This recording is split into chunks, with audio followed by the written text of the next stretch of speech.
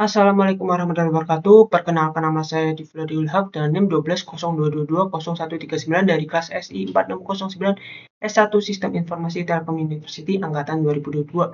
Di sini saya akan menjelaskan dan mempresentasikan terkait MBKM yang telah saya jalani, yaitu Bangkit 2024 Batch 2 yang diadakan oleh PT Decoding Academy Indonesia dan juga Kampus Merdeka. Di sini saya mengambil machine learning pad dan juga untuk capstone project-nya saya juga mengambil MoneySense, aplikasi pendeteksi uang untuk tunanetra. Di sini untuk profil perusahaan sendiri, untuk Bangkit Academy 2024 adalah program studi independen yang bertujuan untuk mempersiapkan mahasiswanya dalam menghadapi dunia kerja yang dinamis dan fokus pada penguasaan teknologi. Program ini merupakan bagian dari kebijakan pemerintah MBKM Kampus Merdeka kolaborasi dengan PT Decoding Academy Indonesia yang didukung oleh perusahaan maupun startup ternama yaitu Google, Goto, Tokopedia, dan juga Traveloka. Bangkit sendiri menawarkan 3 jalur pembelajaran yaitu machine learning, mobile development, dan juga cloud computing. Visi Bangkit sendiri ada mencetak tenaga teknis berkualitas tinggi yang inovatif, adaptif terhadap perkembangan teknologi sehingga mendukung transformasi pendidikan dan pengembangan sumber daya manusia di Indonesia. Program ini berlangsung dalam 1 semester dan peserta akan mendapatkan keterampilan teknis maupun non-teknis, juga adanya komunikasi dalam bahasa Inggris. Bangkit sendiri menggunakan metode pembelajaran secara daring baik melalui sinkronus maupun secara asinkronus. Untuk kegiatan dari Bangkit sendiri di sini berlangsung selama 19 minggu yang awalnya dari 9 September hingga 20 Januari. Di sini mencakup yang pertama ada online self-paced learning. Peserta belajar mandiri melalui Decoding maupun Coursera ataupun GCP dan platform-platform course lainnya. Nah, prosesnya mencakup pemahaman materi, adanya kuis, dan juga tugas praktek serta sertifikasi. Kemudian kegiatan utama kedua yaitu ada sesi ILT atau Online Synchronous Session Instructor Led Training.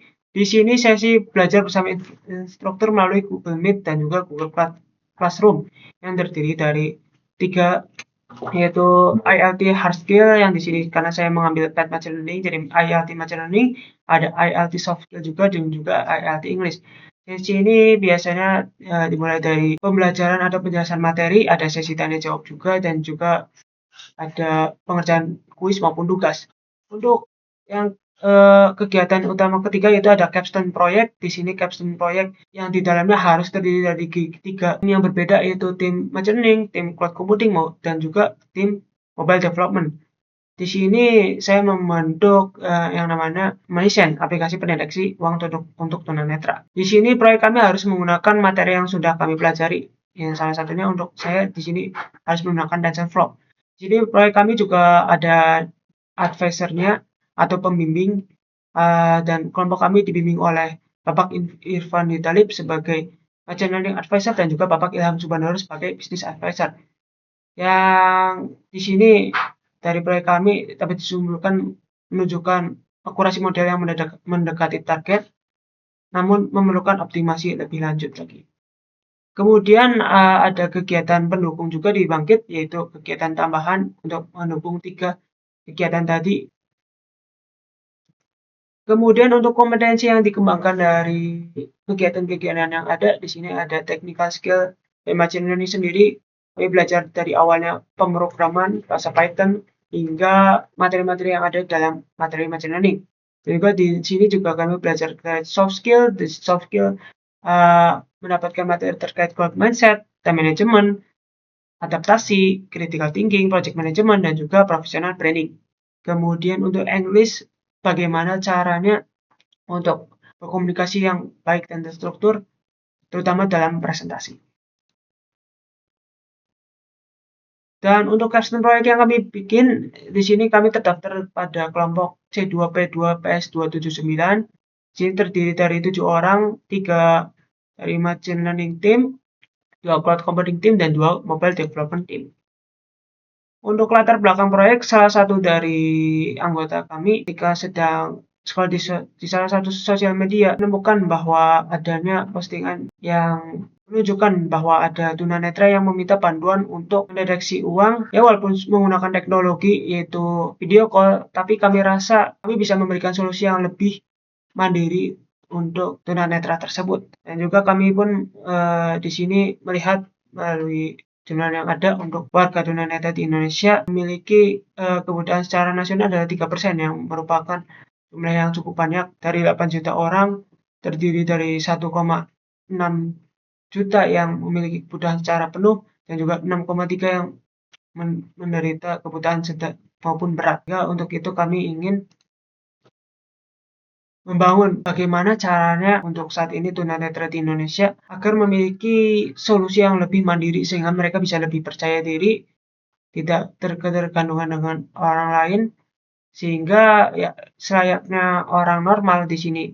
Untuk tunanetra kami ingin membangun itu berdasarkan SDG nomor 8 dan juga 10 juga, Decent Work and Economic Growth serta Required Inequalities.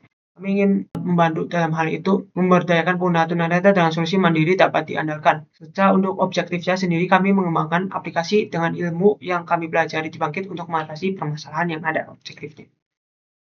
Kemudian inilah proyek yang kami buat yang saya sudah jelaskan di awal, yaitu Money Sense, aplikasi pendeteksi uang untuk tunanetra. Aplikasi ini merupakan aplikasi mobile yang memanfaatkan integrasi AI dan juga suara untuk mendeteksi uang. Untuk fiturnya pertama ada deteksi uang kertas, baik nominal maupun keasliannya. Kemudian untuk ada fitur output suara juga untuk kemudahan penggunaan. Karena di sini lebih dikasihkan untuk tunanetra sehingga kami ingin membantu kemudahannya juga.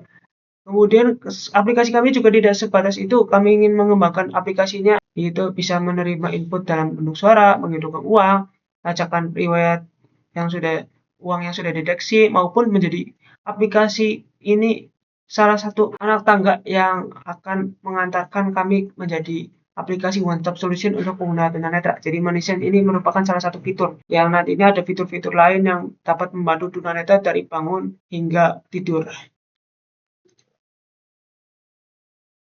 Kemudian ini adalah demo aplikasi yang kami sudah buat.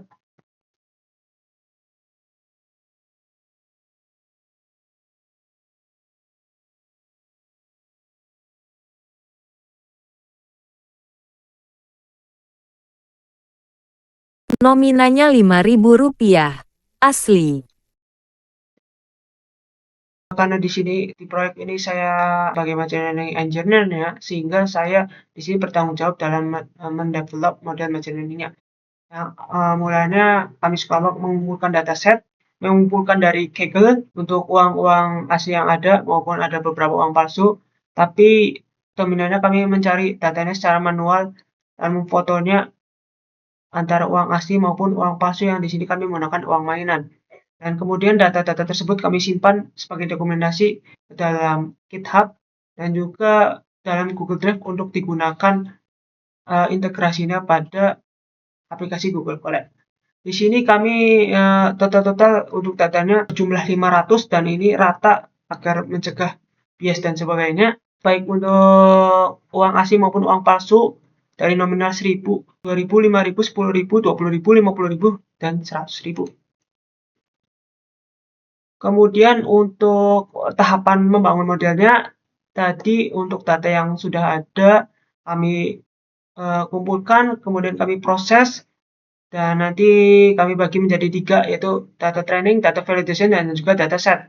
Kemudian kami membangun CNN modelnya, di sini kami menggunakan CNN, nanti akan saya jelaskan lebih detail di slide berikutnya. Kemudian kami mentrain dan juga mengevaluasi modelnya, dan di sini untuk hasilnya sudah cukup baik, tidak terlalu overfitting juga, sudah sejalur dengan training dan validation datanya. Di sini juga mendekati 90% lebih sehingga bisa dikatakan akurasinya sudah cukup baik pada mendeteksi keaslian maupun mendeteksi nominalnya. Kemudian di sini kami juga melakukan improvisasi dan juga optimalisasi terkait model yang sudah kami bikin dan mengulang-ulang proses sebelumnya yang nantinya setelah ditemukan hasil yang baik kami mengonversi model tersebut ke dalam format JSON H5 dan juga Keras untuk di-deploy pada tahapan cloud computing team yang nanti akan jadi API yang digunakan integrasinya pada aplikasi. Jadi saya nanti menggunakan TensorFlow ya untuk membantu dan membuat lebih mudah pada machine learning, karena di sini library sudah sangat lengkap, dan juga ada juga untuk library yang membantu CNN juga. Dan juga kami juga menggunakan platform Jupyter dan Google Colab untuk membangun machine learning modelnya, serta Visual Studio Code yang terintegrasi dengan Jupyter. Kemudian di sini kami menggunakan arsitektur CNN ya untuk modelnya. CNN sendiri itu adalah Convolutional Neural Network yang merupakan jenis arsitektur deep learning yang dirancang khusus untuk memproses data dengan struktur grid, dari gambar atau sinyal suara. CNN terkenal dalam bidang computer vision karena kemampuannya mengenali pola seperti tepi, tekstur, ataupun objek dalam gambar. Di sini untuk komponen utama dari CNN di sini yang awalnya adalah input layer, yaitu data yang sudah diproses tadi diambil, dimasukkan ke dalam input layer di sini. Karena saya juga di sini kami menggunakan augmentation model, jadi agar datanya lebih beragam, jadi kami integrasikan juga di sini bagian sini. Kemudian selanjutnya masuk pada convolutional layer di sini, di mana data diekstraksi menggunakan kernel maupun filter di sini, yang nantinya ditemukan pola-pola yang penting pada tekstur maupun objek dalam gambarnya. Dan masuk juga ke pooling layer, merupakan layer yang dimana memperkecil ukuran dari tiap data yang diproses, sehingga bisa model kami bisa memprosesnya lebih cepat. Model kami memiliki ukuran yang lebih ringan juga, sehingga nanti ketika diintegrasi dengan aplikasi tidak terlalu berat dan juga menunjukkan hasil yang lebih cepat. Yang nantinya pada fully connected layer atau biasa disebut dense layer, fitur-fitur tadi yang ada pada convolutional layer, pooling layer, dan di sini juga ada flatten dan juga ada dropout. Di sini disatukan pada fully connected layer, disatukan dari fitur-fitur yang sudah diekstraksi tadi, yang nantinya pada output layer disimpulkan bagaimana hasilnya dari yang sudah dipelajari dari pola-pola yang ada. Oke, mungkin sekian dari penjelasan saya. Untuk kesimpulannya, Panggil sendiri merupakan pengalaman belajar yang terstruktur, yang baik, sehingga kami merasakan bagaimana belajar di luar keilmuan yang kami dapatkan, dan juga pengalaman yang baik dalam membangun proyek dengan tim-tim yang ada. Di sini kami juga mengembangkan kemampuan teknis yang baik, khususnya kalau bagi saya yang mengambil machine learning path. Dalam machine learning ada TensorFlow juga, ada NLP, dan juga kami juga mempelajari soft skill juga seperti critical thinking, time management, dan bahasa Inggris juga. Kemudian dukungan mentor dan juga advisor maupun DPP sangat membantu dalam adanya keberlangsungan MPKM ini. Dan juga untuk proyek yang kami buat dinilai dapat membantu untuk tunanetra mendeteksi uang palsu. Mungkin untuk saran dari Bangkitnya sendiri bisa memberikan jadwal yang lebih spesifik dan juga lebih tepat. Kemudian memberikan tutorial juga untuk sekiranya dalam troubleshooting pada platform course yang ada atau pembelajaran mandiri yang ada.